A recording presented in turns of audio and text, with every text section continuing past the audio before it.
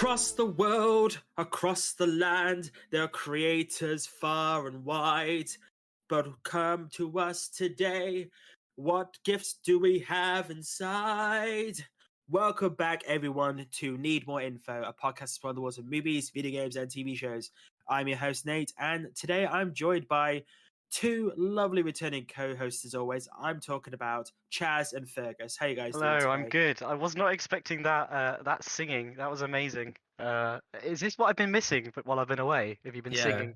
The singing has advanced somewhat over the episodes. Wow, I wish I'd been back sooner. That was great. Honestly, the fact, I've been in a D&D session before. I think Fergus was actually there for that, where I had to come up with a montage song on the spot, and it was I wasn't even a bard. I was just about to ask that. I play bard, and this happens frequently. Yeah, exactly. It's so random to us, but no, it's so good to have you guys here today, and it's so good to have everyone else back. Unfortunately, last week, we decided to take a week off because the crew. We all got a little bit of the sickies. We all got a little bit ill last week. The flu season's coming in, so we didn't want to on the channel and everything. We didn't want to cough and make you get the viruses, those computer viruses your way and everything. But honestly, guys, it's good to be back. And this is a topic we're actually going to do last week. We've done some of the spoopy season now. We got some good hits off the Halloween stuff. Hopefully, everyone enjoyed the artwork that was going out there as well.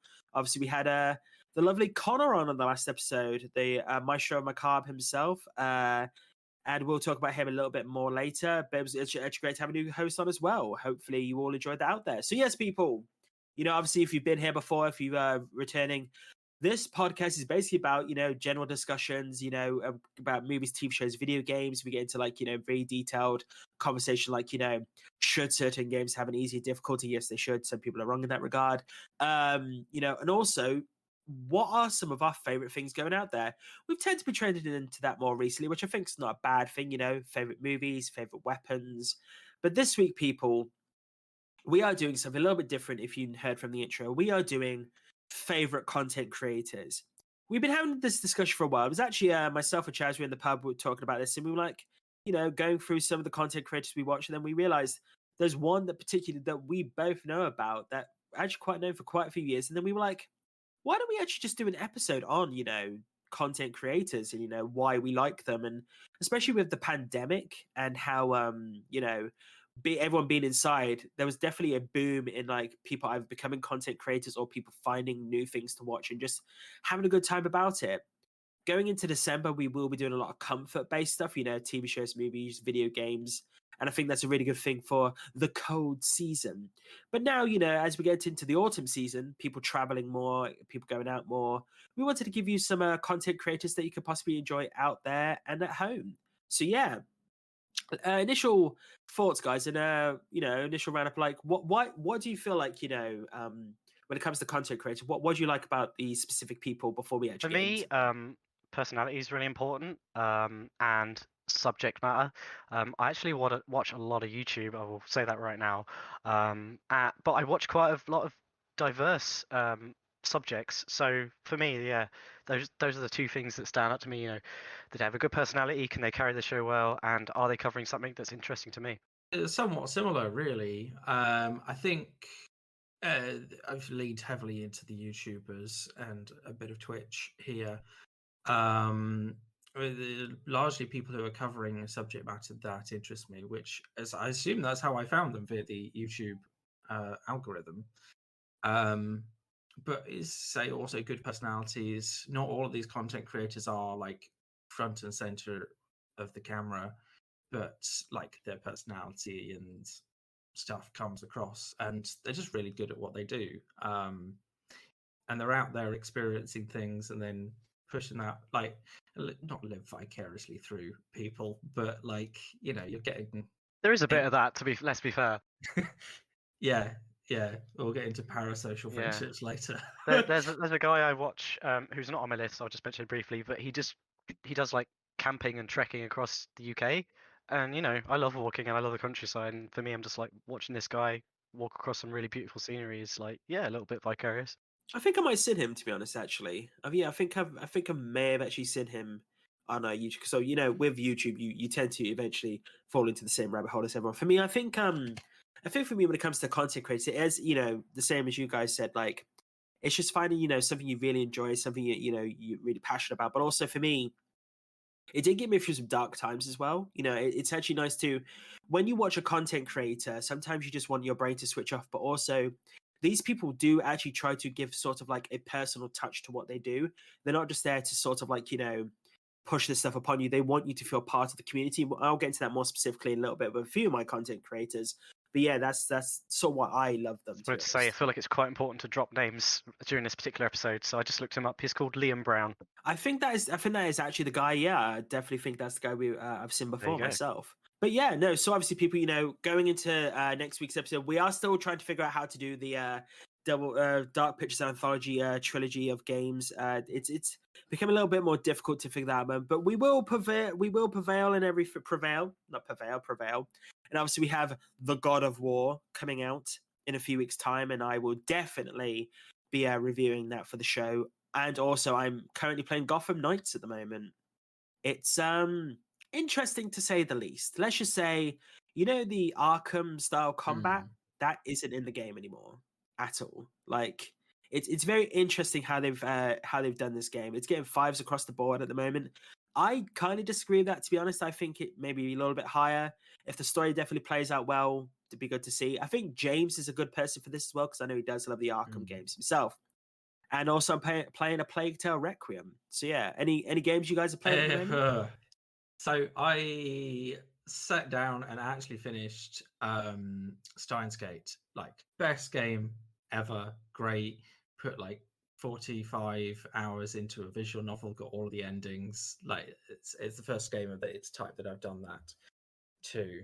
But they've just released Chaos Head Noah, which is the first a visual novel the same studio made before they made Steins Gate, and it's been previously banned. I was like, it's okay. It's it's kind of like a gory murder mystery, but oh my god.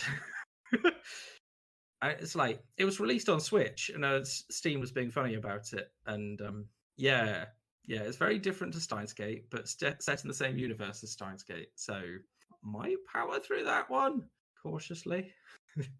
I just want to, you guys didn't see it, but I grinned when Nate asked me that, because I'm just playing like RimWorld again, because RimWorld just dropped a new expansion, which is actually added a lot of stuff that were included in like popular mods that really add to the game.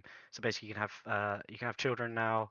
You have like different types of humans, so like subspecies almost. Lots of quality of life changes. Yeah, I'm enjoying it. And I'm also playing Digimon World 1 because, of course. I'm actually playing that because of a content creator. A random video on YouTube came up, basically doing a video essay on Digimon World 1. I watched it. I was like, that's cool. I should try and beat that game again. And then now I'm playing Digimon World 1.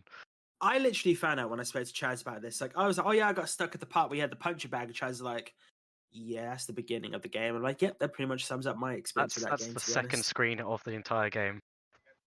Pretty much, yeah. Like, I could not figure that game out for the life of me in any sense of the word. I don't know what it was. I just couldn't do it. I don't know what it was. Don't worry, you are very much not alone in that. A lot of people struggle with that game. I think I may have to go back and eventually play it, to be honest, because I think that's one like I would like to eventually conquer. Do you remember Medabots? Vaguely. Do you remember Medabots? Rings a bell. It's the ones where they fought and you could like customize your robots and everything. You had video games where, yeah, it's like an old cartoon. I'd love a remake of that, to be honest, updated version of that. But yeah, games wise for me, I'm like, even though I got my Steam Deck and I've been playing Outer Worlds again, like, because I never completed that game. I've actually been playing Gotham Knights on my Steam Deck a bit. It definitely has to run on low because it's actually quite badly optimized at the moment.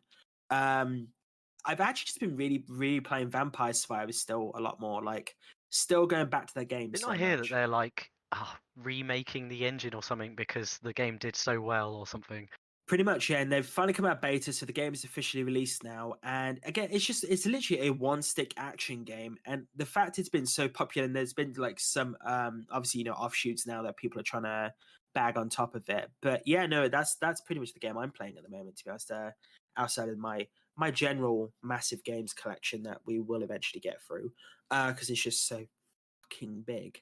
But yeah, no, people. So you've heard a bit about games we like and everything, but you know why you're here, people. You want to hear what are the Informer's favorite content creators out there. What we're going to do is, people, if you've been here before, we are not going to do a top list today, so we won't be ranking these because I think when it comes to content creators, everyone's so different, and they have all their different reasonings and everything, and also they bring something different each person that there's no point in ranking them because they all bring such passion to what they do. You don't want to make them feel at a certain place. What we're going to do is we're going to start with our honorable mentions, and then we'll go into our, we say top 5, but basically the 5 that sort of we relate to the most and we feel for the most. So we're going to do this interestingly today. Fergus, Hello. do you have any honorable mentions? Honorable mention. We'll go to Becky Machine.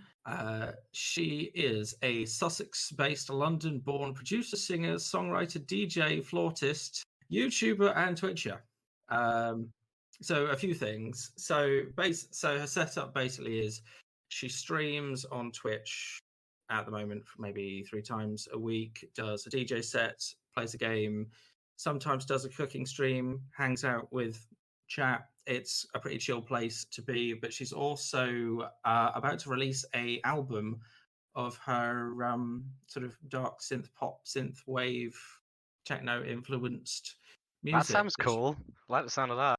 Yeah, I'm going to the album launch show in London quite soon, next month actually. November 19th. November 19th. Buy tickets. Buy lots and lots of tickets. Search Becky Machine. Go hang out with her on Twitch, and listen to. I think her music. So she's recently released a few singles now, which are now on Spotify. Search Becky Machine. And that's Becky with an X, if I'm correct. BEKIMACHINE. Why did I say X? Why did I say X? Becky Machine. No, it's I. Yeah. E. Yeah. But yeah. Well yes, then, awesome sauce. Right then, well, we are now going to flip it over to Chaz. What's your honorable mention, sir? I have quite a few because I watch a lot of YouTube, but I will attempt to not ramble too much. So, to give a brief summary, first one is a guy called Potato McWhiskey. He's Irish, as you might have imagined. Primarily, he is an extremely skilled Civ 6 player. Civ 6 is a game I return to a lot. He does like challenges and unique versions of that game. Sometimes he'll like play against like 6 other players and win. He's just really really good at the game, really entertaining. And we share a birthday, so that's pretty cool. So whenever my birthday rolls around, he's doing a birthday stream, so I usually check that out. Next one, oh sorry mate, did you want to say something? Yeah, fair. Next one, I watch a lot of Pokemon like challenges and content, primarily Nuzlocke. You guys can look that up because it's kind of, there's a few things to it, but it's a type of Pokemon challenge that's quite popular. I watch a guy called Flygon HG. He's just, he's one of the best ones of the Pokemon YouTubers I watch. Funny guy, doesn't take it too seriously, good sense of humor. Next one is a guy called Nerd Slayer. Primarily I watch him for a series called Death of a Game.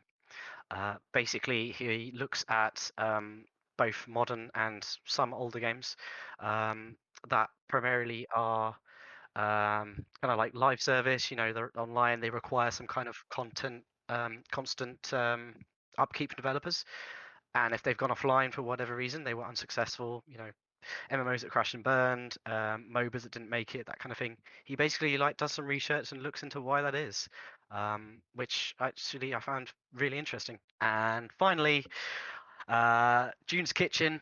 This is a Japanese, primarily a sushi chef. He does home cooking videos. He has a bunch of really cute cats that feature heavily in those videos. It's just a nice, chill watch. I mean, as soon as I hear cats, I'm like, yep, Chaz is on that right away. To be honest, Chaz is on that right away. Surprisingly, there's no more heavily. In fact, there's no more videos about cats in my list. Well then, interestingly, cats is not going to make Chaz's top 5. That's very interesting indeed. Myself, gone on my honorable mentions. The first one I want to talk about is have you guys ever heard of Corridor Crew or Corridor Yes, Digital? I have. Is it? Yeah. Oh yeah, go on. So basically, this is a group of VFX production company, and but they actually create, YouTube videos. They have their own channel as well. So search Corridor Digital People or Corridor Crew on YouTube.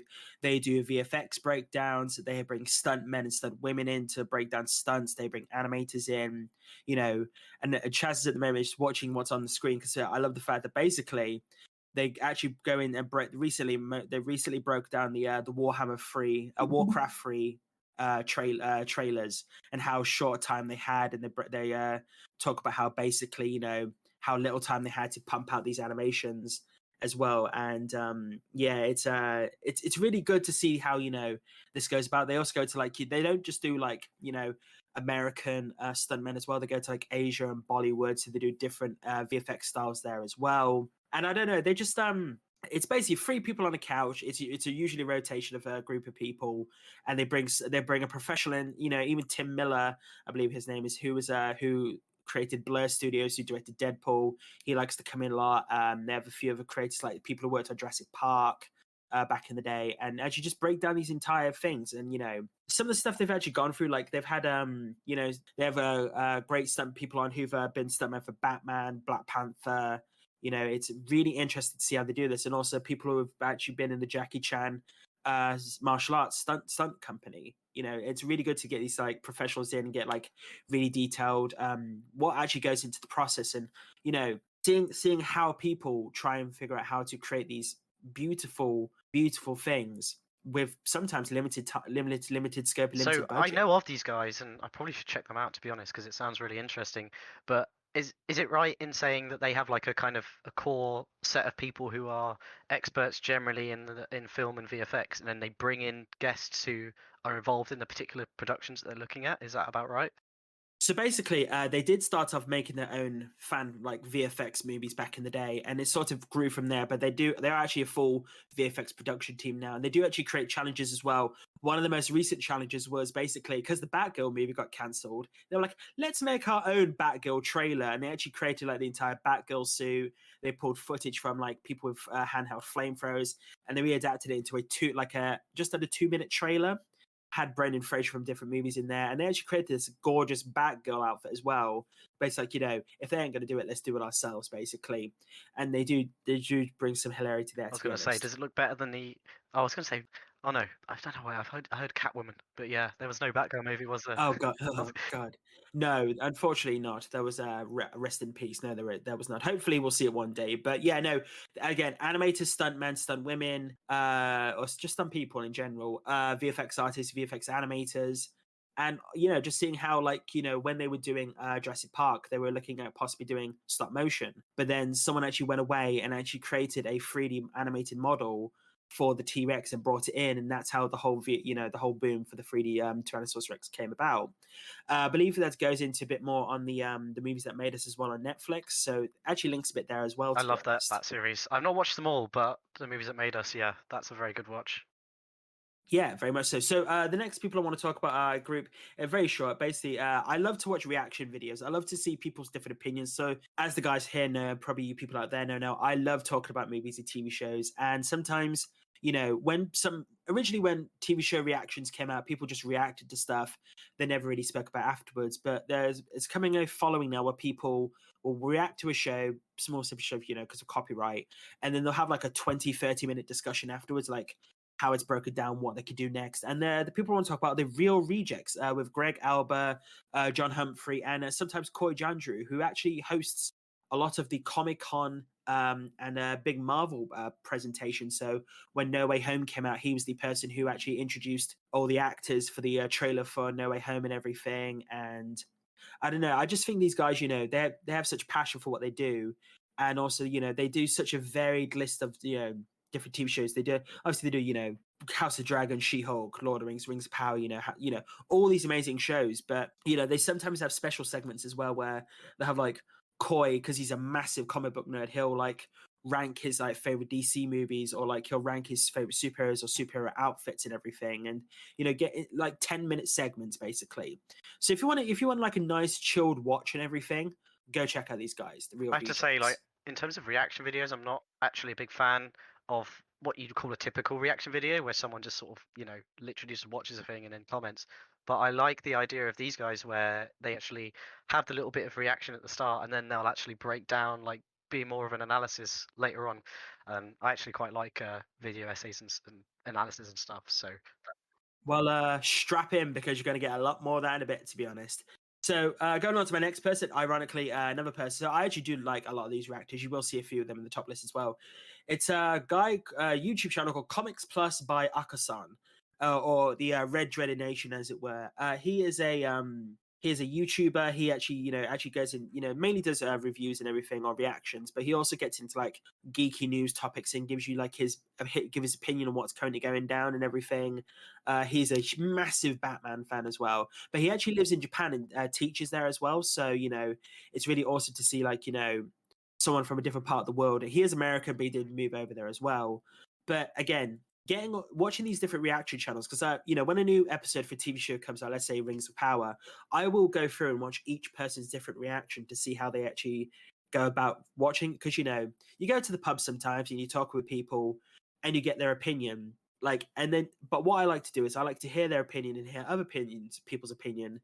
So if I ever want to do, a video essay in the future, I've got so many different people's like what they feel, what's actually going down and everything. Basically, there's currently a stream at the moment, people where, James Gunn is now in charge of DC. Yay, finally, someone actually can steer the ship properly. But no, yeah, Akasan, he's a really, really awesome dude, everything.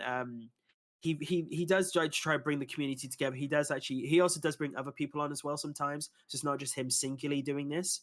He has a guy called DC San who reacts with sometimes. He actually reacts to something first and then brings the other person on to see his reaction. So sort of like a meta reaction to a degree. So it's actually quite funny. Going past this, we're actually going to come off of reactions for a minute. I'm going to talk about the musical artist Samuel Kim. Have any of you heard of Samuel Kim? So basically, Samuel Kim is he creates epic. This is going off his about page, but I'll go into more detail in a second. Epic orchestrations of his favorite film, TV, anime, game soundtracks. He will go through and actually like recreate like Star Wars, Avatar, One Piece, Tokyo Ghoul, the recent Cyberpunk. He'll create lo-fi versions of soundtracks. But he'll actually make more grander. He did a How to Train Your Dragon music piece, and honestly, it did tear me up a bit because I love that movie so much, and I love John Powell's soundtrack for that movie. But for some reason, listening to his cover really elevated it a little bit more.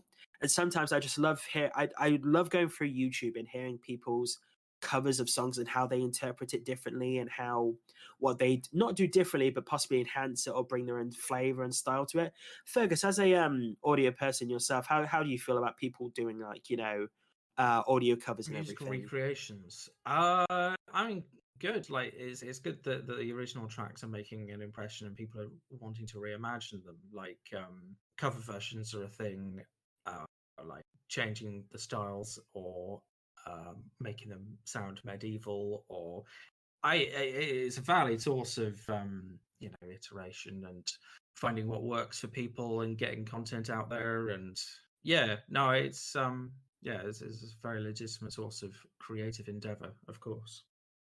Yeah, he picked up on a medieval for a sec, so Samuel Kim will go in and actually, take like one of my favorite pieces of his is a Battle for the Heroes, but he created like a medieval style version of this song, which I think is, really unique to do, taking instruments from that time period and like recreating the audio that way. I think it's really good. And he's on Spotify as well. He's not just on YouTube, though. Definitely check out his YouTube channel because there's some lovely artwork that accompanies the musical pieces. But he's on Spotify as well. So, that's Samuel Kim for audio. Comics Plus by Akasan, Real Rejects, and Corridor Crew. Those are my honorable mentions. So now we are going to flip it back to Fergus for his first main choice. First main event. This is an interesting one to start off with. Fire in the Spoof. So this is a channel, YouTube channel, largely does animations, but kind of is a spoof of the UK drill rap scene, but also old school Disney characters, Marvel characters, Pokemon, and like they've all got their own personality. These characters have their own personality in the Fire and the Spoof world, and they've all got beef with each other, and they're all rapping about dissing each other, and it's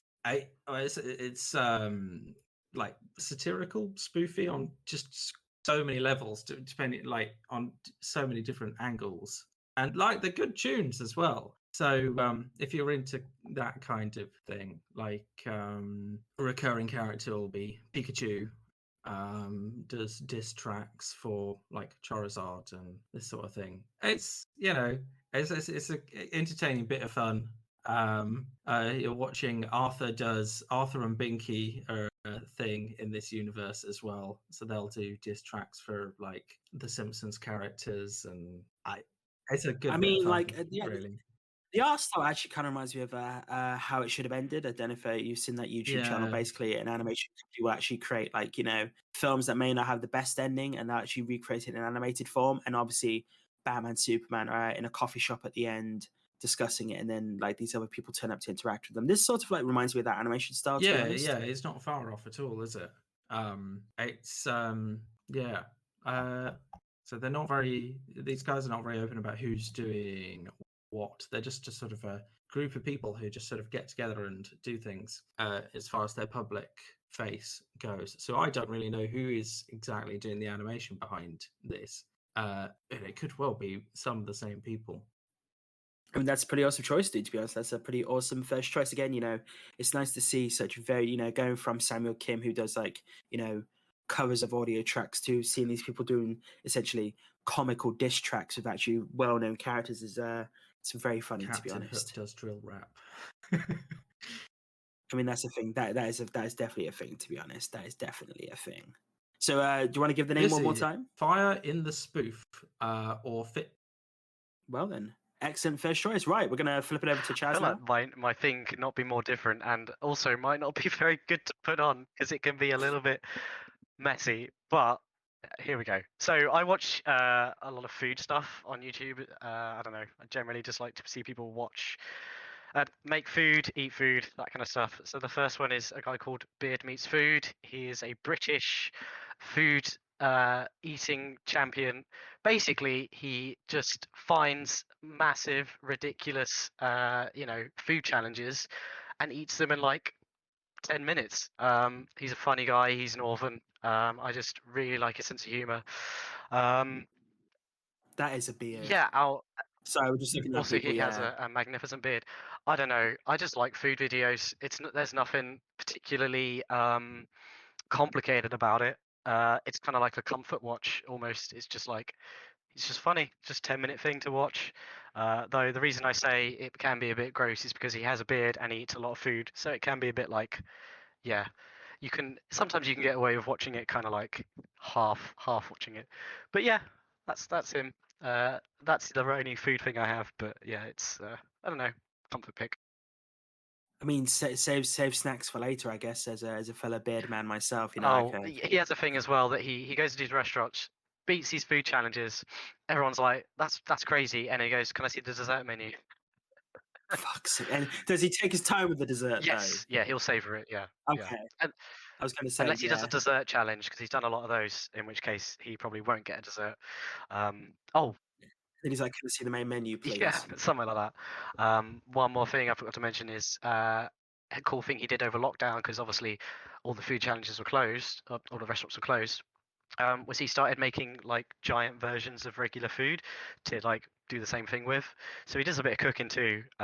Like he made a massive Subway giant Greg's sausage roll, massive cinnamon roll, like massive pizza like the length of him, things like that, and then he just eats them. So yeah, that's him. Beard Meets Food. That is a delicious first selection, Chaz. That is a delicious first selection. Excellent. Right. So flipping over to me now, we are now going to talk about a podcast called Geek History Lesson. So these are Jason Pop Culture Reference Inman and Ashley Victoria Robertson. They are a discussional podcast. Basically, what they do is that they go in and this is actually going off their page now. They've been running since 2014. They talk about pop culture and everything geeky. So most of the time, what they'll do is they'll take a character or comic book character from the world, and they'll give you a breakdown in an hour of that entire character's history. They'll give you a 10-cent origin at the beginning, basically, like, you know, as they say, when you go into a comic book themed cocktail party and you want to break this character down in a very limited time period, what do you know about them? But, you know, recently they've been doing like Dr. Fate, Black Adam. Sometimes they'll also, most recently, they've just had the creators of the X-Men 92 series come on and actually have a good discussion with them about how that process came about and how, you know, the X-Men TV show, animated show back in the day, was one of the first ever animated TV shows to have a continuing narrative throughout its actual series and everything. Like, everything before that was just basically once a week or push toys, so there's no continuing Is that story. true, really? Yeah. What about like Transformers? Didn't that have? No, think about it. Think about it. No, it didn't really. It was more like weekly, weekly I episodes. guess I thought they had like an overarching story, like some because I've only seen some of the later ones, so that's kind of what I'm used to with Transformers. But I believe, it was actually Fox that actually pushed the whole, more mature. We want to build really deep narrative stories with these characters, and obviously at the time Marvel weren't in control of who could actually be on the show. Fox were actually more in control. It's a very great episode. It's their latest episode as well. They have a Patreon as well where they have like an extras lesson. So if they had a Star Trek episode, that one of their extra lessons could be our top 5 favorite Star Trek ships in that universe and everything. Basically they are massive Star Trek fans. They are massive comic book fans. They're actually writers as well. Just to push it. So Jason Inman has actually written a book called The Super Soldier. It's basically because he was in the military. He actually does a book about comic book soldier characters within the comic book world. They've also written Jupiter Jet, Science, and currently Super Best Friend. So I definitely recommend checking that out. I don't know. I just think, sometimes, I do love comic books. I do love all the geekery that goes into it. But Dr. Fate, I don't know huge amounts about Dr. Fate. I know he's a guy who wears a golden helmet. I didn't know there was a guy called Anti-Fate, because of course there is in the comic book world. If you really basically people, if you want some really interesting discussions, what they go into, because also, it's not always comic books. They'll have a discussion of the Lord of the Rings. They'll they'll do a yearly retro review of the Lord of the Rings movies, or they'll talk about Rings of Power, or just general geeky conversations. And again, they've been running for such a long time now, and they have some hilarious, they do some voiceover impressions for Doctor Strange. And a guy called Tex Williman, who's I'm not even going to attempt the voice. It's just very funny, to be honest. But yeah, that's Geek History Lesson. They're on Spotify, iTunes, and a lot of other places as well. And also at the end of every episode, they do give a book recommendation. So as they're going through it, they'll give you certain books to go away and read. So if you're actually interested in that, that's actually quite a cool pick, because I've started listening to podcasts. Well, one specific podcast about history, actually, just regular history, not geek history, and I quite like walking, so seems like a good one to stick on while I go out for a big long walk.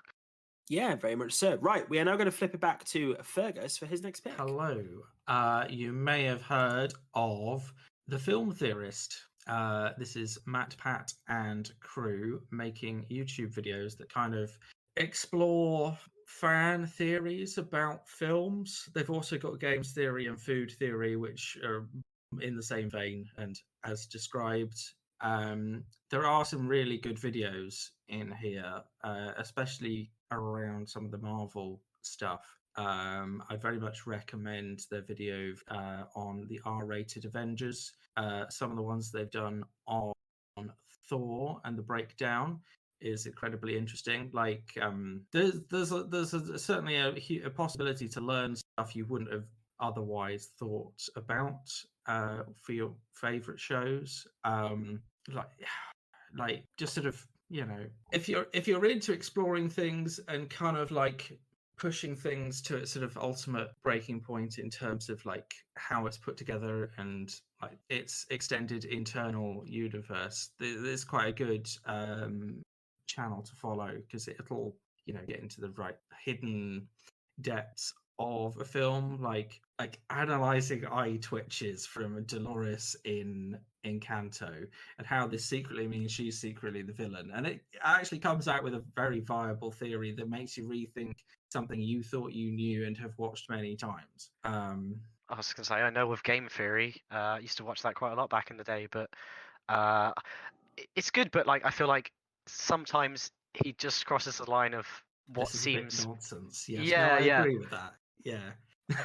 I guess if you're willing to suspend your disbelief or just kind of be amused by this wild theory, then yeah, it's a great channel for that. Yeah, it was yeah. You have to pick your videos somewhat. They're definitely energetic. I've actually seen the film theorists specifically before, and they do get some into really interesting discussions. Like I will give them that, but they are very energetic, and also I'll give them credit on their video production value because their video production is great Yeah, as well. they've got a full production team behind them, like paid researchers, and like at 2,300,000,000 channel views. That might explain that. Wow, I didn't realize they'd gotten that big. Yeah, they're a whole institution now. But yeah, I agree with you on pick your videos because I think I agree. Some of them actually are really interesting. Well, if it's anything like the Game Theory ones, they're really interesting theories, and you're like, oh yeah, I never thought about that. That makes total sense. And then some of them are just like, you are pulling stuff out of the air a lot. Right then, so we are now going to flip it over to Chaz for his next Cool. All right. selection. No more weird food videos. My next one is a guy called Folding Ideas. As I mentioned earlier, I like to watch a lot of video essay type content.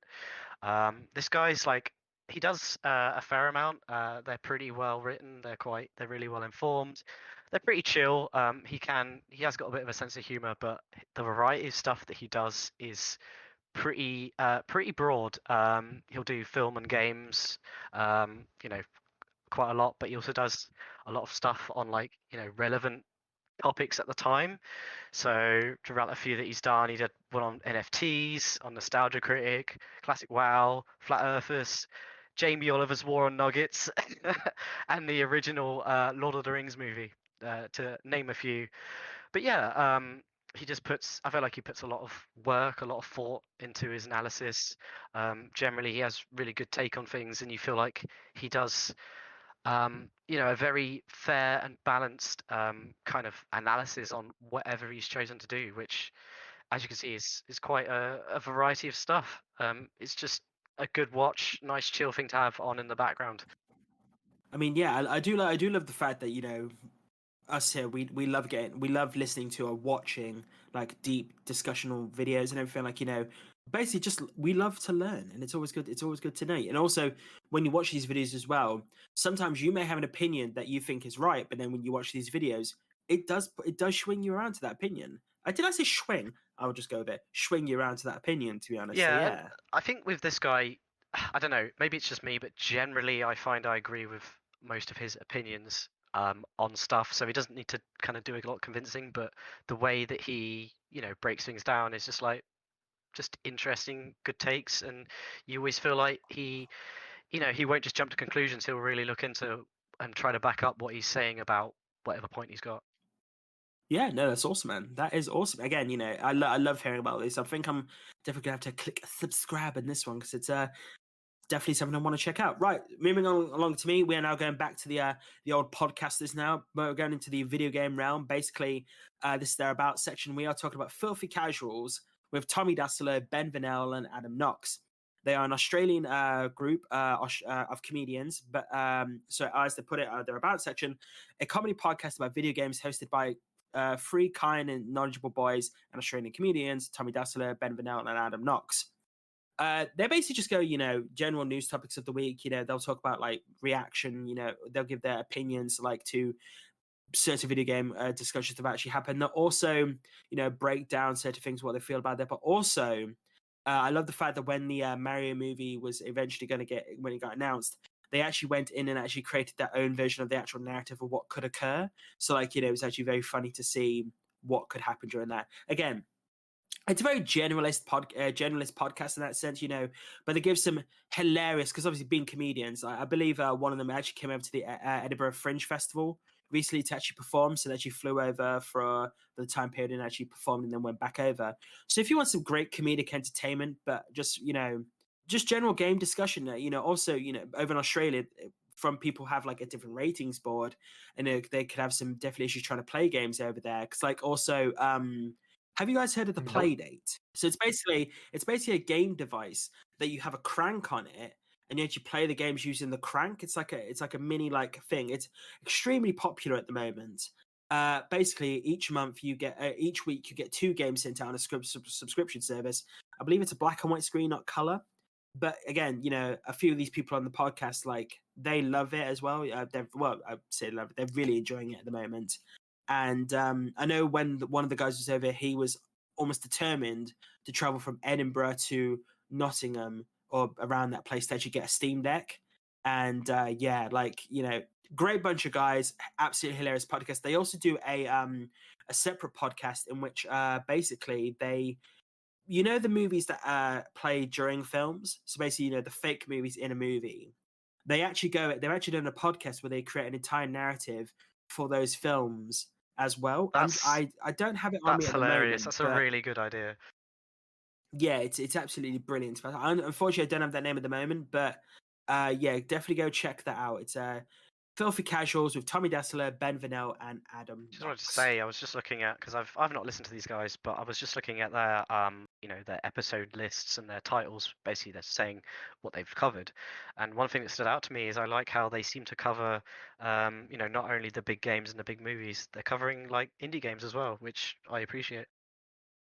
Yeah, no, they are definitely. They also have a YouTube channel where they do video game streaming events, playthroughs, and everything. They also have a Patreon, so go check it out there, where they have a separate audio link where they go into other discussions. So they talk about movies, TV shows, video games, outside of video games. If you want to hear more about Game of Thrones and stuff like that, possibly go check them out there. So it's Filthy Casuals with Tommy Dassler, Ben Vanel, and Adam Knox.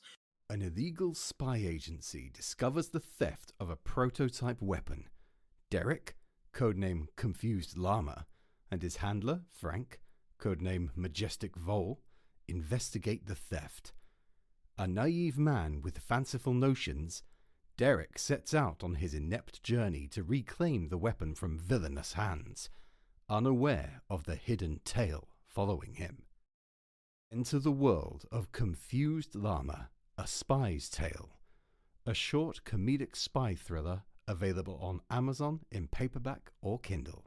We're going to send it back to Fergus now for his next pick. My next pick is quite different. So this is trash anime music videos. So on the internet, you may or may not know there is quite a long history of people re-editing down their favorite anime episodes and putting it to their favorite songs. Fast forward maybe 10, 12 years later, this has advanced quite considerably.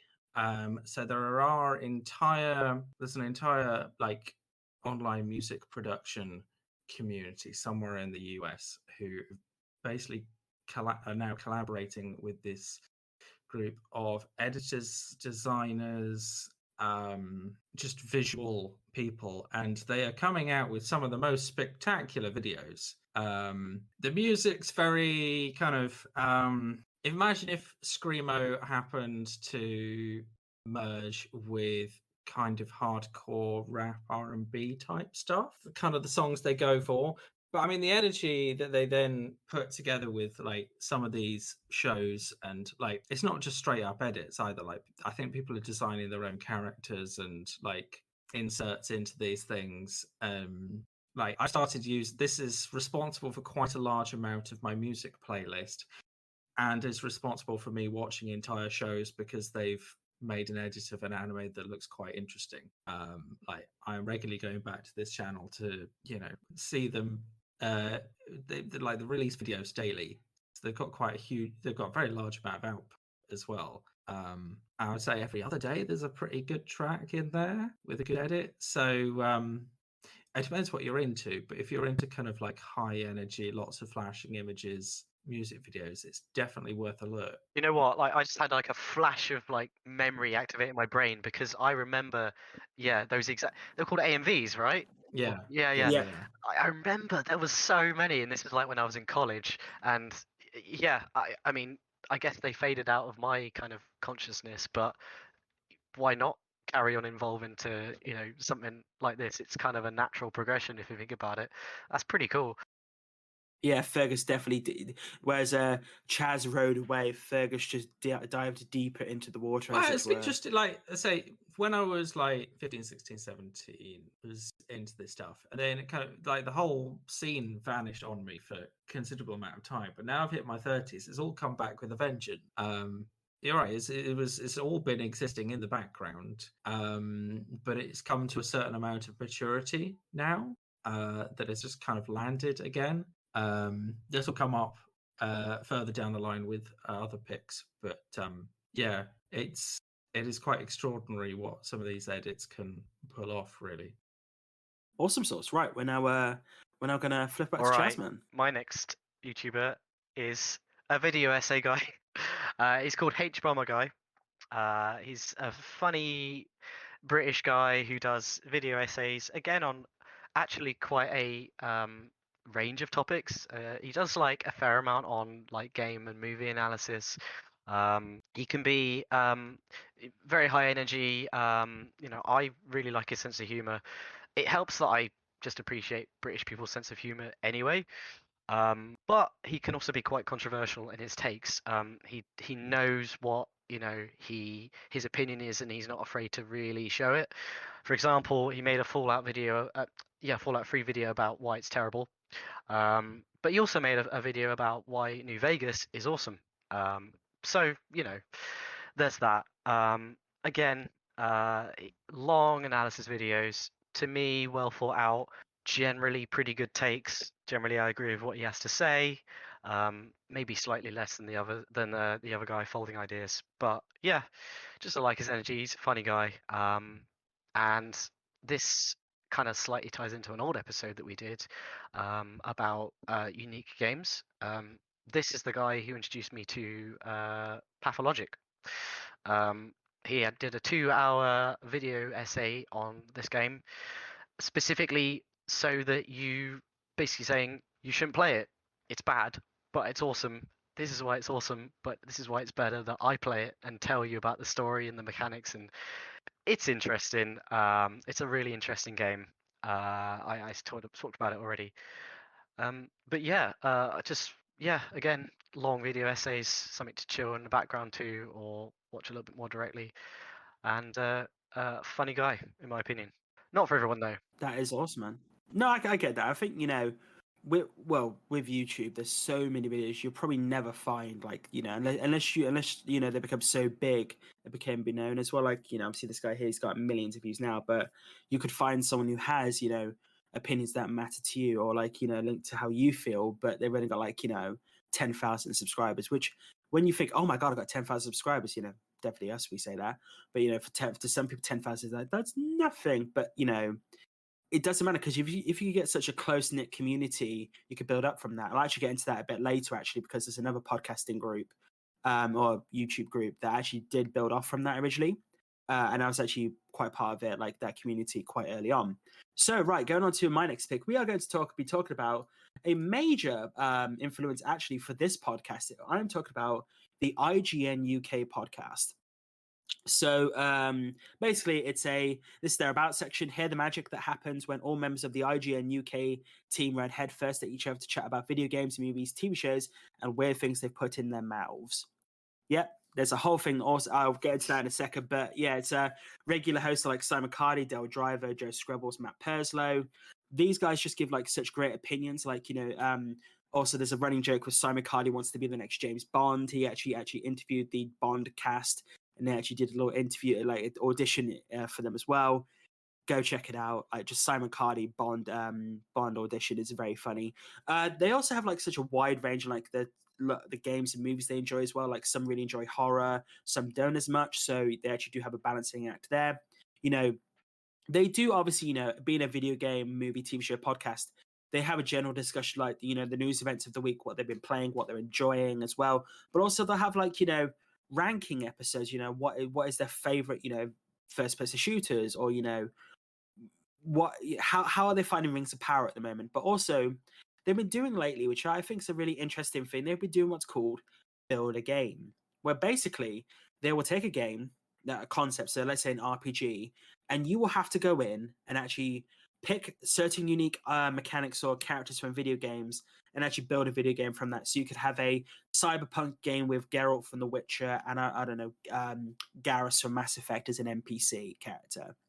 And then you build this game up. But the thing is, though, the other person cannot pick that from the same category, so you could fuck people over in the process. They have just like it's like an hour and a half podcast at times as well. They have such great opinions. They also have like they try to bring the community together as well. So like they have like an email section, but they also have a quiz section, which is called the Endless Search. So basically, before there were people on the podcast where they had this game, I can't remember the exact name of it, but they left and they took the game with them. So now they've got this lovely rap intro, drum and bass intro. I don't know the genre you call it. It's Endless Search with the UK IGN crew. Yeah, with the ones and twos. Yeah. Anyway, I'm not going to wrap it fully, but basically listen to it. But what they do is each week is they ask people to send in quizzes, and and the best ones they find, they'll actually do that quiz of the week. They're basically they're endlessly searching for the next best quiz, which is really good. Sometimes they'll have like, can you guess this terrible IMDb movie from the 1-star reviews, or can you guess?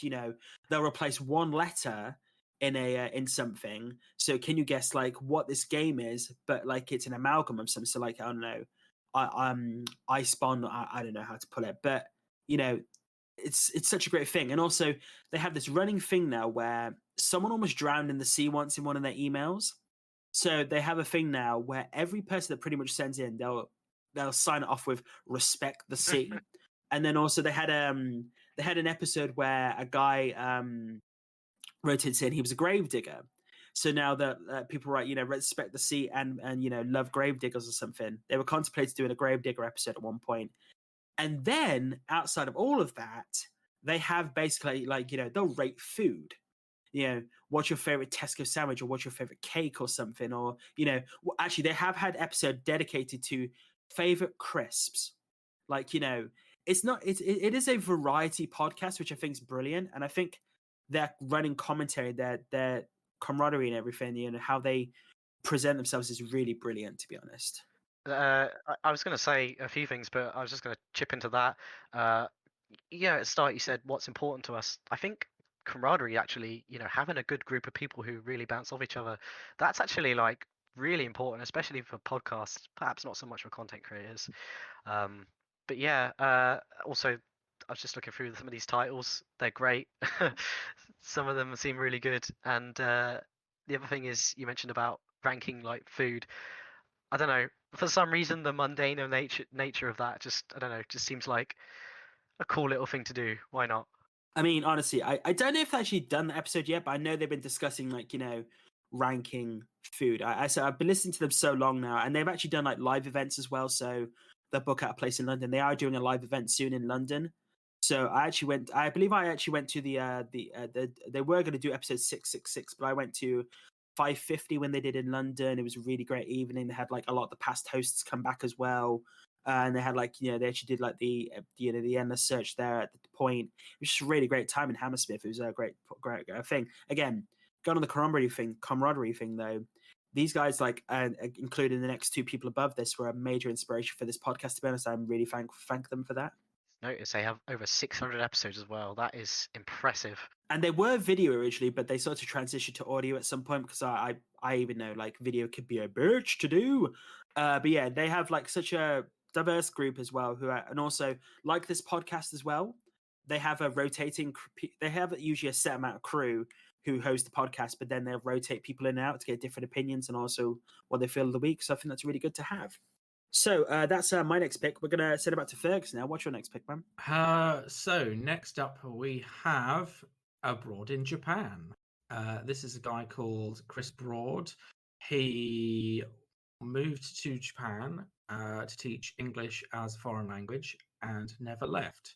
Now 10 years further down the line, and he is still living in Japan, making quite high quality videos on him exploring various parts of Japan. They've all got fairly clickbaity titles, but things like inside Tokyo's most expensive hotel room, 24 hours in Akita.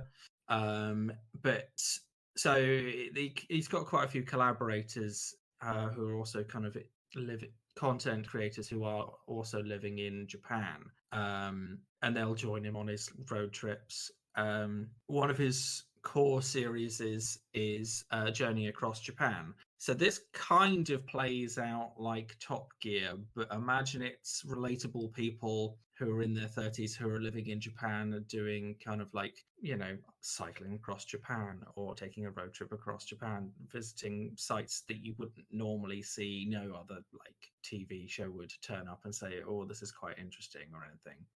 But again, it's really, really high quality stuff. And it really shows you interesting things in Japan and things to do and just being chill, really. I watch this guy, not regularly, but every now and then he comes up on my feed, and I never dislike his videos. As you said, as Fergus said, good sense of humor. I don't know, I just really get on with British sense of humor, probably because I'm British. But so, yeah, he's just a good watch, and as Fergus said, usually good quality. And it's quite a unique take as well, having a British person who's lived in Japan for a long time but can understand both, the cultural oddities and what's weird to Japanese people and then what's weird to English people as well. And that's always interesting. Plus, that road trip series that you said about, I haven't seen that, so I might check that out later because that sounds cool. I think there is on to like series 3 or 4 now. Oh wow, I've got loads to catch up on. I think I must have watched every video by now. But yeah, no, it's absolutely worth checking out if you're interested in Japan, Japanese culture, what it's like to be a grumpy Brit abroad in Japan. You've also got to bear in mind a lot of these videos have been made during lockdown, whereas Japan has been very isolated from the rest of the world. So it's going to these major touristy places where there are no people. And there are interesting quirks to a lot of stuff, and yeah, awesome. I mean, I haven't watched I watched this guy specifically, but I have watched people who take train journeys across America or Japan and actually rate certain accommodations within that, or as Chaz mentioned earlier, the person who walked across the UK. I've seen stuff like that as well, and I've actually seen the person. I don't know, I can't remember his name off the top of my head, but he knows so many languages that when he goes to these countries, he actually films the reactions I've of seen people. that. Like he'll go to Africa and speak, some of the African languages that just freak people out. And I think that's brilliant. Like, I'd love to have that ability, to be honest. I'm just going to bring this up because this will never come up any other time, but a small subset of stuff I watch is travel things, people just doing unique road trips. And I'd just come back from Orlando, and I got recommended a video of 2 Americans who went to every single rainforest cafe in America as like a road trip, and I'm just like, who thinks to do that? But it was actually pretty hilarious, and I don't know, YouTube spawns unique content, let's just say, than any other platform probably. Very much so. That is very much so indeed. So yeah, right. Who are we on to next? Chaz, it's your turn now, isn't it? Yeah. So head over to Chaz. My next one is not a YouTuber. Surprise, surprise. So hopefully you guys have heard of this, but because it's pretty big. But GDQ, Games Done Quick. Yeah. Games Done Quick is they're kind of like a community of speedrunners, basically. Hopefully you guys know what speedrunners are, but the basic gist is that people who are very, very good and very dedicated to certain games try to run them as quick as possible. And every half a year they do events to raise money for charity, usually Doctors Without Borders. Basically, they host a big show. It goes on over a week. They have a schedule of games, and people will basically run different games very, very fast to earn money for charity. So it's an awesome cause. My partner and I always look forward to looking at the schedule. They cover like a crazy amount of games, actually. Basically, almost anything that you can remotely think of to be practical to speedrun, they'll do it. They'll cover the stuff that you'd expect, like Sonic or Halo or honestly, they do a lot. COD or they do Portal, basically anything. But they'll also do like obscure indie games. They tend to do a lot of old games because people have spent a lot of time speed running them. And every single time they run it, there's always new interesting stuff. For example, this year, Knuckles Chaotix was ran. Not only was it ran on original hardware, the 32X, which was just really impressive. Just one, to see it, and two, they ran it on the hardware. So yeah, great channel, great cause, really entertaining. It's just I always look forward to when they come on. Always pick the stuff that I'm interested in. Watch a bunch of them. Usually really entertaining. And that's Games Done Quick. Games Done Quick. They do an event called Awesome Games Done Quick, which is usually around winter time, and then they do Summer Games Done Quick, which is in the summer. Excellent, thank you very much. Right, so we are now going to flip on to my. So these next two for me, I was really difficult for me to. This is why I specifically didn't want to rank all of these, because I think the next two I'm going to go with, they really bring me something personal. So basically, the next people I'm talking about are Blind Wave. They started out as a fan film group who were actually creating lightsaber choreography contest competition since 2008, including a fan film called Ferocity, which actually had at the time, before it was taken over by a film called Mole, 27 million views on YouTube for a lightsaber fan film. Basically, their first ever video. So they originally started off as a lightsaber choreography. Their first ever reaction video was for Marvel's Agents of S.H.I.E.L.D. back in 2015, where basically the main, as you like to say, is the leader of Blind Wave, as it were, Eric Whiteley. He watched an episode and it just went off from there. You know, I've been watching these guys since they were like 1,500 subscribers, and they are now like closing out to 775,000. Actually, no, sorry, they're over 802,000 subscribers now. You know, I've been with them for a long time now. They do like, you know, they were originally a reaction podcast. The people on the crew are Eric Whiteley, Aaron Elliott, Calvin Grubb, and Richard Rick Martin.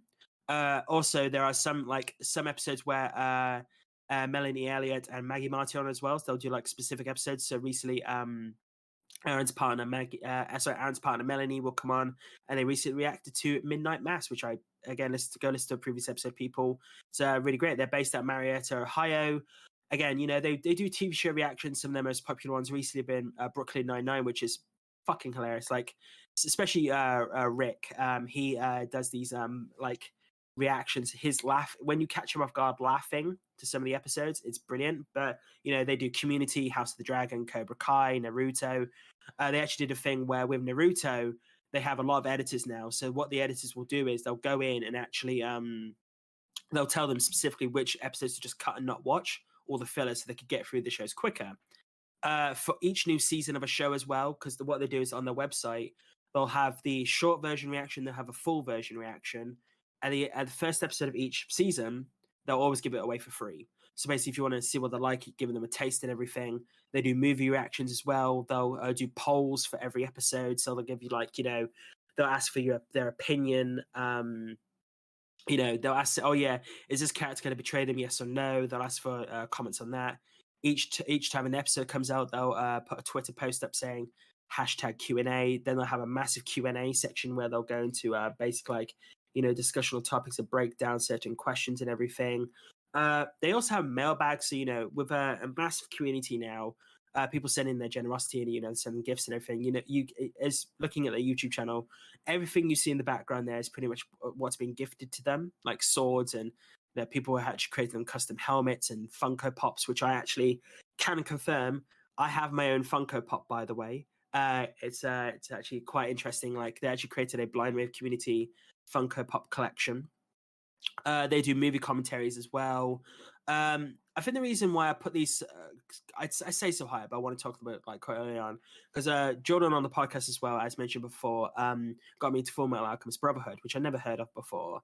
And these guys at the same time actually were starting to react to the show. I decided, you know what, I'm going to give it a go. And I was going through a bit of a troubling time. Basically, I you know, had depression and whatnot, and Breath of the Wild was my escape for video games. And these guys, along with another podcast I'll talk about in a minute, really helped me, like, you know, just feel a sense of community and everything. And like, you know, they have a Discord channel where you can actually go very kind community and just talk to people and have a good time and everything, and they build this great community up where you felt included, you felt like you were part of the crew essentially, which is great. And they obviously, they're so busy now, they might not talk to you, but back in the day, you could possibly talk to them a little bit, even now you could, possibly have a conversation with them or send them letters as well, and they'll respond to you and everything. I've sent gifts in as well, a few gag gifts as well. They quite funny responses. I won't say them on here what I specifically sent, but they were basically expect what you're gonna send into a podcast. It's lengthy. That's all I'll say. And yeah, again, having these guys go through heavily discussional topics. They also do a weekly podcast, 2 podcasts where they'll talk about video games, everything. Also, Eric Whiteley specifically is a massive Star Wars nerd, like a massive. Have you guys ever heard of the Schmodown? No. Nope. Basically, I think it's like a quiz competition where people will go at each other for stupidly heavy knowledge. It's actually shutting down now soon, but they'll have like crown champions. They have like live events where people go to. He actually entered as like a Star Wars competition person. They've got a Star Wars podcast up now called the Badonkagonk, where they'll go through like books and everything. But these guys have such passion. Like Aaron, he is a massive Pokemon fan, so he'll do Pokemon streams. Rick is a massive board game person, so he'll and he's really into like hints, and when they do a new show, they'll create a hint hunt quest. So you have to try and guess the show that's coming up. They'll have people ask what shows they want to watch next, and they'll actually put it out there so it's all fair. A great bunch of guys, like a great community, so definitely go check it out. And yeah, it's really brilliant. So yeah, that's my next choice, Blind Wave. So we're gonna head up to our number ones now. Oh well, our final choices, as it were. So yeah, let's go to our final choices. So Fergus. At number 1, I think it is quite similar to your last pick. This is the Trash Taste podcast. So this is Joey the Anime Man, Giguk, and Sea Dog VA, who are, in terms of internet history speaking, like big players in this sort of anime YouTube universe. They all moved to Japan and immediately got locked down. So they started a podcast, or they moved to Japan to start the podcast, then got immediately locked down. It's somewhat unclear which way round that happened. So for me, it's kind of, again, through quite a tough period, being locked down in a flat on my own. These guys from an area of interest on the internet that I can relate to, find interesting, I've had quite a lot of experience with. They're about my age. We're going through the same sort of things I was. So they sort of became part of the extended community there. And it's been really great. Like it's incredibly relatable stuff. It's got me much further interested in things like anime and manga and Japanese culture. And these guys are living life in Japan and encountering all its quirks and whatnot, especially like the otaku kind of side of things, which is even more quirkier than Japan it normally is. So it is just really interesting. We're on to episode 120-ish now. So they've recently gone on tour. They were in the UK. I went to meet them at Comic-Con. Famous incidences occurred, if you know.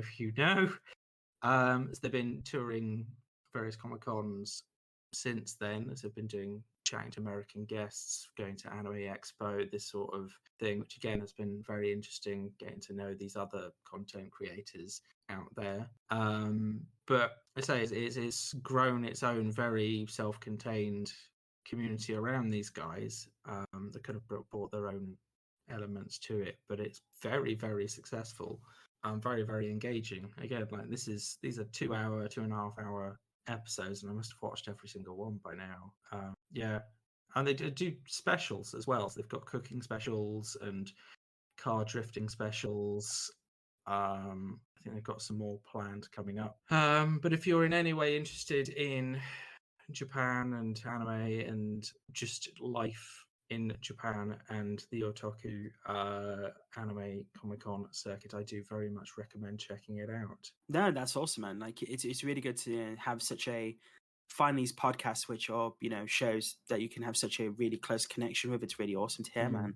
So right, we are now going to go on to Chaz for his final selection. All right, my final one is another YouTuber, I'm afraid. Like I said, a lot of YouTube. This is a guy called Cadicarus. So Cadicarus started out as a like a kind of a standard game reviewer. He specialized in like PS1 games, which is kind of why he got my attention because I grew up with the PS1.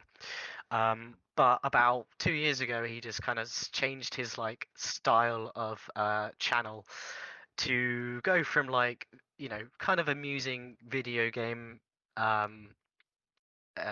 reviews to basically just like they're just comedy skits, but they're disguised as like sorry, I'm looking at a video now. I'm just laughing because I remember that bit. Basically, he just like hour-long videos about a theme in usually games, some other stuff. So recently he's done one on illegal Crash Bandicoot games, PS1 accessories, Jesus games, band games, Connect games, that sort of thing. And what I like about him, again, he's British, got a bit of a type seemingly with videos about games and whatnot, but he's got a very unique sense of humor. He edits his videos extremely to a very unique style, and he just cracks me up. Basically, every time I see a video that he makes, I stick it on right away, and pretty much never fails to make me laugh. And I think part of the reason that I like him is because we're from the same hometown, which I found out from one of his streams, which he also does. I think there's a little bit of a theme going on with some of our picks in that we can relate to some of the content creators. Either they're into similar stuff to us or they kind of have similar backgrounds or whatnot. But I've noticed that with quite a lot of our picks, especially the last one you mentioned, Fergus, that one kind of pinged in my head a bit. But yeah, Cadicarus, very funny guy. I would recommend him a lot. Nah, it's awesome, man. Like, it's really nice to see, people when you do a podcast sometimes, sometimes you'll get to like a midpoint and we go, actually, no, let's change it up a bit. Because, even we've done that on this and we've not been going for a hell of a lot as long as these people. It's a constant evolution thing, and also just trying to figure out what you're most comfortable with, what you feel like doing, but also what people want to have, and also changing up. Probably he saw, that people were enjoying certain aspects more, so that's why he changed it to that. And it's listening to your community and actually adapting to that, which really works really well. One thing I forgot to mention is he loves Oddworld, and so do I. So that's always a plus. You can literally see he's got Oddworld tattoos on his hands. But yeah, ever since he changed his method of videos, I suppose he's been massively more successful. So that's really cool for him. No, that's great, man. So right, we are now going to my final choice. Now, funny enough, me and Chaz actually know these podcasters together. Like, it was interesting. We were in a little Discord drinking party during lockdown, and then I mentioned these people, and Chaz was, "Oh shit, I used to watch these guys back in the day as well." Because to be fair, the last time Chaz probably watched them was quite a while ago, to be honest. And I am talking about Double Toasted. Double Toasted is a it's a podcast show where they have like have like multiple different episodes, like different genres. They've been going since the 90s through different name shows and everything, from The Real Deal to Spill.com, which Chaz knows, which was an animated show back in the day where basically they'll release like they'll do audio versions of their podcast, but then they'll actually create animated skits, and it's just like it's fucking hilarious, to be honest. Like so the hosts are Corey Coleman, Martin Cat Daddy Thomas, Christopher Juicy Herman, Billy Brooks, Oz Green, Julian Green, Carlos DeViers, and past hosts include Sammy Gonzalez, Corey Goodwin, Patrick Gers, TJ Manatza, Ian Butcher, Kristen Torres, and Tommy McGrew. The reason I want to say all those names is because they were actually included in a big variety of the shows that they hosted. Like, when Double Toast was back in the day, I actually class them as some of the OG podcasters, essentially. Yep. Back in America, you have cable access where basically, people could go into studios and actually have these like very low budget shows that they actually produced. One of the videos I first ever saw with them, which I thought was hilarious, was basically they actually created a skit where Kermit goes to hire a hooker. And then eventually they bring Kermit into the studio, and how they played it was basically like, but the way they edited it was he was basically being interviewed, and then Kermit just goes off on them, like really like starts insulting them, and like, you know, absolutely hilarious, to be honest. Like, go watch it. Basically, Google scandal Kermit the Frog threatens interviewer on The Real Deal, real with 2 E's. And then they went on, that was from the 90s to early 2000s, and then they became Spill.com, which was a podcast show where they had like multiple different episodes each week, and they created the animated segments. And unfortunately, in 2013, very suddenly, by Hollywood.com, they were shut down, just very quickly shut down. And they're like, what the fuck is going on? What do we do? So Corey Coleman, first ever time I heard a Patreon, or Kickstarter even, sorry, he went on to Kickstarter and said, listen, I want to start a podcast, you know, a new version of a podcast. I want to create this for myself. I want to do it for myself and everything. He originally set a small goal, and his goal went like 500-600 times over the original estimate. Like, you know, the people really came quickly to what is now Double Toasted. Now, what is Double Toasted? Double Toasted is basically a variety podcast show where most days of the week they will have different episodes on Twitch now. They're basically hosted on Twitch now. They do have their own website, but their main service is through Twitch. And again, like this show, they have the shows they have are the Sunday service, What Up Son, Weekly Roasted Toast, Movie Review Extravaganza, and 8-Bit Crumbs. Sunday service is a retro review show where basically if a movie's coming out up soon, what they will do is they will actually go back and watch a movie. They'll let people vote, and they'll actually go back and watch a movie, like, and give their new opinions on it. Like Demolition Man is one, like, is a favorite. Basically, Christopher Juicy Herman is a big fan of that. The other guys weren't. They actually came in and said, oh, they re-reviewed it. I was like, oh no, we actually quite like this film now. Jingle All the Way is another one as well. Or they also do freeform discussions, so if trailers come out and stuff like that. What Up Son is basically with Oz Green and Corey, basically the stupid foolishness of the week. Like, you know, what's going on during that time. Weekly Roasted Toast, they review older bad movies, so they do bad movie reviews. It's absolutely hilarious. Then you get the movie review extravaganza, standard movie review episodes, and then 8-Bit Crumbs, which is basically their video game specific show. They'll actually have a separate segment where they've actually created a puppet version of Corey, where basically he's called Corey Bot, and they'll have a quiz segment. Now, I love the fact that this came about, where basically it's a Corey Bot version of the main character. It's absolutely hilarious. The reason I put these guys at number one is because I've been watching these guys since I was 16, 17. As Chaz probably knows, it's probably the same time he was watching them as well, roughly the same time period. A couple of past shows they have, specifically with Sammy Gonzalez, who's gone on to do The Excellence. He was on a show called Sammy Ain't Seen Shit, where basically he'll go through each week with a different co-host, and they'll review and watch movies that he's never seen before. That really helps me during my depression as well. So they had like 60 episode backlog. So I went through the entirety of the movies he's never seen before, including like Waterworld, Mario Brothers, like, you know, all these different movies. And like, you know, it's just really good to see like the hilarious commentary that came about from that. Also, these guys have been doing it for so long that people who are podcasting now got inspired by them. And I feel like these are some of the people that I really am inspired by, like, you know, having a rotation of hosts on, trying to do variety. You know, we do movies, TV shows, and video games. That's why I want to try to do that as well. Their rating system is what I love the most, though. Their rating system is basically better than sex, full price, matinee, rental, summer bullshit, and the lovely one I love. The final rating is fuck you. Their final rating is fuck I you. remember when that was a thing, because it didn't used to be the lowest rating used to be some old bullshit, and I can't remember what review it was, because it was, as you said, a long time ago. But I do remember like Corey got so mad that he just went fuck you, and that became the lowest rating. Which yeah, I remember that moment. Honestly, yeah, like these guys, like, they're on Twitch, Double Toasted. Go check them out. They also do 12-hour streams occasionally as well, where Corey will let people decide his look, which has hilarious results. He actually tried an all bowl of cereal once, where it was every kind of sugary cereal you could have in one bowl. It made him feel very nauseous, let's just say, possibly got diabetes. He didn't. I'm not saying he did. I'm just saying, seeing that bowl, he could have done. But yeah, no, these guys really helped me during a really tough time. And they do such great stuff, and also they've been around for so long now. Like Christopher Juicy Herman, he's a regular on the show now. He originally came in as like just someone who watched the shows and just came on eventually on one of the Sammy Ain't Seen Shit and the High Score back in the day, which was a video game show. And yeah, they just came together, and like they've been going for so long now. I feel they're such an integral part of my daily watching life and everything. And some of their shows gone for 4.5 hours as well a day. This is not including the editing time for the day as well. They are massively dedicated people, stupidly humble people. Also, if you fuck them about, they will call you on your shit on the podcast, which I think is brilliant. And also, they have a dog, Mojo and Pixie. Yeah, just go watch the episodes with those dogs on. They're so cute as well. And they do live shows as well. Brilliant. Again, that was my final selection, Double Toasted.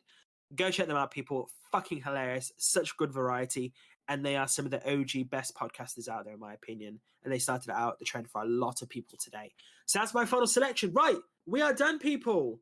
Actually getting through that quite quickly to us, but like an hour and 15-minute episode. It's actually quite good. A good condensed episode. Good topics. I'm definitely glad we did this topic today. I'm glad you guys could join me. I'm definitely looking forward to doing this for so long. We've been talking about doing this episode for actually about 3-4 months now, to be honest. Yeah, it's good to finally get it done. And actually good to say something I actually know a fair bit about because I watch loads of YouTube. So that was good. It was fun.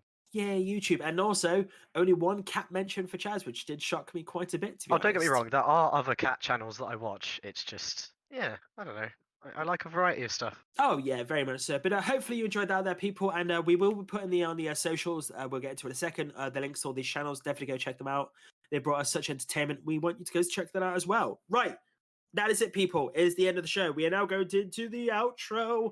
For any questions, queries, compliments, or, any podcast suggestions or, content creator suggestions that you want to drop us, feel free to do that at NMIpodcast@outlook.com. That's NMIpodcast@outlook.com. Or when he's going up our Twitter and Instagram pages, just give us a nice little comment and saying, like, why don't you check out these guys if you like these people? You could do that by going to @NMIcast for Twitter and Instagram. Obviously, we're still trying to work out the pixel versions of the show. It's actually quite a daunting task to get those constantly up every week, but we will also try to make sure we have a lovely audio segment for you up each week. We've got some fun people possibly coming up in November, so definitely check back for that. We will be going into our favorite video game soundtracks. So that's definitely an episode we're looking forward to coming up as well. Probably get a few people on that as well. But right, that is it, people. I want to thank Chaz and Fergus for joining me again today. Thank you for having me again. Yeah, it's good to be here. I've got some new suggestions, so it's always good when that happens. Right, people. Excellent. Thank you very much, guys. Stay safe, everyone. We'll see you next week. And next time, stay safe, everyone. Bye-bye. Bye.